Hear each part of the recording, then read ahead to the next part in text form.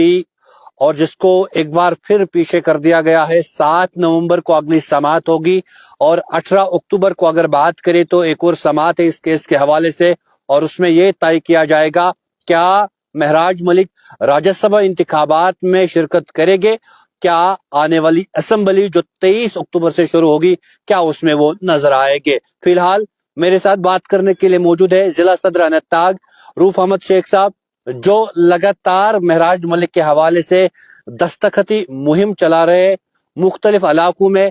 अगर हम बात करें अनंतनाग के मुख्तलिफ इलाकों से जो है अच्छा खासा रिस्पॉन्स इनको मिल रहा है।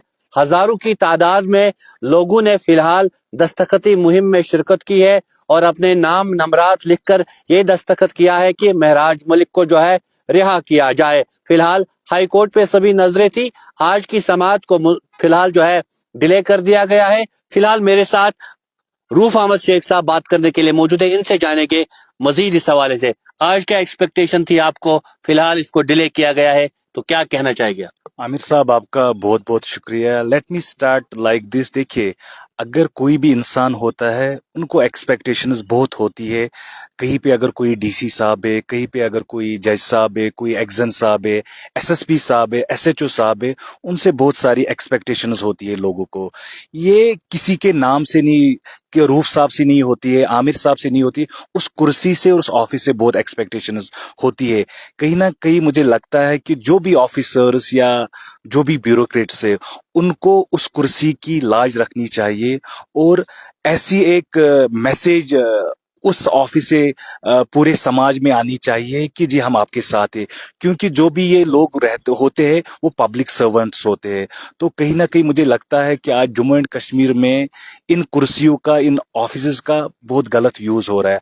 आम लोग बहुत सफर कर रहे हैं। मैं बार बार ये बोल रहा हूँ और एक बार बोल रहा हूँ कि उनको एक्सपेक्टेशंस इन ऑफिसर्स से और इस कुर्सी से बहुत होती है, ना कि किसी इंडिविजुअल से।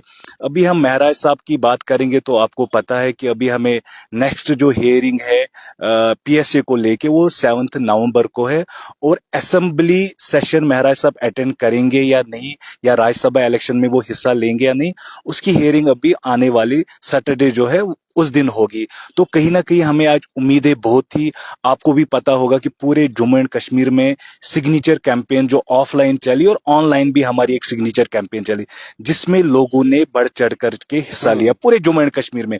खासकर मैं अपने अनंतनाग की बात करूंगा तो हमने यहाँ पे 7 की 7 कॉन्स्टिट्यूंसीज में जाके हमने लोगों से राय पूछी, उनके सिग्नेचर्स लिए। आप देख सकते हैं मेरे फेसबुक पर्सनल पेज पे कि कितने लोगों ने उसमें शिरकत ली। तो कहीं ना कहीं हमारा इसका एक ही मकसद था कि जो आज की ये हियरिंग है उन तक ये बात पहुंचे, एडमिनिस्ट्रेशन तक ये बात पहुंचे कि जो यहाँ के लोग हैं, पूरी जम्मू एंड कश्मीर की आवाम जो है वो महराज साहब के साथ है। क्योंकि ये जो पीएसए होता है ये पब्लिक सेफ्टी एक्ट होता है, तो पब्लिक को कोई थ्रेट नहीं है महराज साहब से, बल्कि लोग चाहते हैं कि महराज साहब जल्द से जल्द बाहर आए, क्योंकि वो खाली डोडा की आवाज नहीं थे, वो पूरे जम्मू एंड कश्मीर की आवाज थे, वो हर किसी बेरोजगार की आवाज थे, वो हर किसी गरीब पेशेंट की आवाज थे। तो लोग भी उनको बहुत चाहते हैं, क्योंकि कहीं ना कहीं उनको लगता है कि एक उम्मीद की किरण महराज मलिक साहब में उनको नजर आती है। तो हमें एक्सपेक्टेशंस बहुत ही ऑनरेबल हाई कोर्ट से कि आज फैसला हमारे हक में होगा, महराज मलिक साहब के हक में होगा। बट कोई बात नहीं, वी विल वेट, और इंशाल्लाह हमें पूरी उम्मीद है कि हमें ऑनरेबल हाई कोर्ट से इंसाफ मिलेगा और महराज मलिक साहब बहुत जल्द हमारे सामने होंगे। 18 अक्टूबर की जो समाअत है राज्यसभा इंतखाबात के हवाले से या आने वाले असेंबली सेशन के हवाले से, तो क्या एक्सपेक्टेशन है, क्या आप चाहते हो कि राज्यसभा इंतखाबात और असेंबली में वो शामिल होनी चाहिए? नहीं, वो एमएलए है, वो डोडा ईस्ट के एमएलए है, उनकी एक आवाज है, उनको लोगों ने चुना है, तो उनका ये हक बनता है कि वो असेंबली सेशन भी अटेंड करे और राज्यसभा का जो इलेक्शन है उसमें भी अपनी शिरकत करे। उनका तो वो हक है। ये कोई भी गवर्नमेंट या कोई भी एडमिनिस्ट्रेशन उनको कोई तोहफे में नहीं दे रही है या ऐसे सौगात में नहीं दे रही, उनका ये हक है, वो एक असेंबली का हिस्सा है। और कहीं ना कहीं मुझे लगता है कि जो यहाँ की प्रेजेंट गवर्नमेंट है नेशनल कॉन्फ्रेंस की, उनको भी इसके लिए पहल करनी चाहिए, क्योंकि वो उस हाउस का एक हिस्सा है, एक अहम हिस्सा है, उस हाउस के एक मेंबर है। तो उनको भी चाहिए कि वो इसके लिए कुछ करे और महराज साहब को मौका मिले असेंबली सेशन और जो राज्यसभा के इलेक्शन है उसमें वो शिरकत करे। आप ब्यूरोक्रेसी की बात कर रहे थे, क्या आपको नहीं लग रहा है कि जो अवामी सरकार बनी है इससे ब्यूरोक्रेसी में कोई कमी नहीं आई? नहीं, मुझे नहीं लगता है कि कोई भी कमी आ रही है सरकार से। मुझे लगता है लोगों का भरोसा उठ गया है, क्योंकि एक्सपेक्टेशंस बहुत थी और लोगों ने बढ़ चढ़ कर एनसी को वोट दिए थे, अच्छा मैंडेट उनको दिया था। बट वो कहीं ना कहीं खुदगर्ज बन रहे, अपनी कुर्सी को बचाने के चक्कर में वो लोगों की बात नहीं कर रहे। जो यहाँ पे हमारी जो बेसिक प्रॉब्लम्स है वो चीज वो भी हल नहीं कर पा रहे। तो लोगों का कहीं ना कहीं भरोसा उठ रहा है यहाँ की प्रेजेंट गवर्नमेंट से। और जो आम लोग है और बाकी जो पॉलिटिकल पार्टीज है जो महराज साहब के फेवर में है, कहीं ना कहीं उनका भरोसा डेमोक्रेसी से भी उठ रहा है। And it's really unfortunate and it's a matter of concern कि जो लोग चाहते हैं कि हिंदुस्तान के आइन के तहत हम काम करें, डेमोक्रेसी के अंडर हम काम करें, बट उनका भरोसा कहीं ना कहीं इस डेमोक्रेसी से उठ रहा है। तो जो इस वक्त आपके साथ लोग वाबस्ता है, क्या आपको लग रहा है कि वो मजबूत है, आपको हमेशा सपोर्ट करेगी? नहीं नहीं, मैं इससे पहले भी शायद आपसे मिला हूं और मैंने वो टाइम पे बोला इससे हम और मजबूत हो गए। देखिए, कोई भी लीडर अगर होता है, कोई भी पॉलिटिशियन अगर होता है, वो लोगों की वजह से होता है। अगर लोग आपके साथ है तो दुनिया की कोई ताकत आपको हरा नहीं सकती है। तो महराज साहब पे जो पीएसए लगाया गया और उनको जेल भेजा गया, तो आपने भी देखा होगा कि लोगों का सपोर्ट बहुत मिला उनको, और उससे हमें भी हिम्मत मिली कि लोग कहीं ना कहीं यहाँ पे बदलाव चाहते है। क्योंकि यहाँ पे लोगों के पास पहले ऑप्शन नहीं होता था। मैं ये बार बार बोल रहा हूँ कि यहाँ पे रीजनल पार्टी जो पीडीपी या एनसीओ, उनका दबदबा था, बट लोगों का भरोसा उनसे उठ रहा है, ऑलरेडी उठ गया है।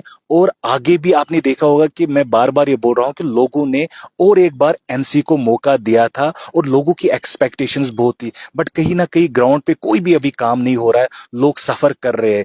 अभी लोगों के पास ऑप्शन है, एक उम्मीद है महराज मलिक साहब की, मतलब महराज मलिक साहब। तो कहीं ना कहीं लोग उनको सपोर्ट कर रहे, प्यार कर रहे, क्योंकि वो बेबाकी से अपनी बात रख रहे, हर किसी गरीब की बात रख रहे। तो इससे हम कम हिम्मत नहीं हुए, बल्कि हमें और हिम्मत मिल रही, क्योंकि लोग हमारे साथ जुड़ रहे। हम मैंने आपको बोला कि हम जब सिग्नेचर कैंपेन कर रहे थे, हमने अनंतनाग में पूरी 7 की 7 कॉन्स्टिट्यूंसीज में सिग्नेचर कैंपेन चलाया।